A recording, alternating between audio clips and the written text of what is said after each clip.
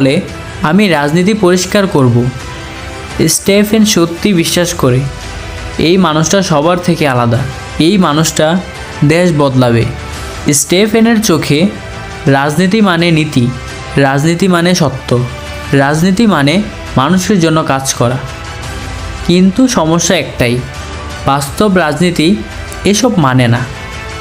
একদিন স্টেফেনের ফোন আসে, ফোনের ওপাশে বিরোধী দলের ক্যাপ্টেন ম্যানেজার। সে বলে, চুপচাপ এসো, কেউ জানবে না। স্টেফেন জানে এটা ভুল, এটা নিয়মের বিরুদ্ধে, কিন্তু কৌতূহল আর ক্ষমতার লোভ মানুষকে অন্ধ করে দেয়। স্টেফেন মিটিংয়ে যায়, এই একটাই সিদ্ধান্ত পুরো গল্পটাকে ধ্বংস করে দেয়।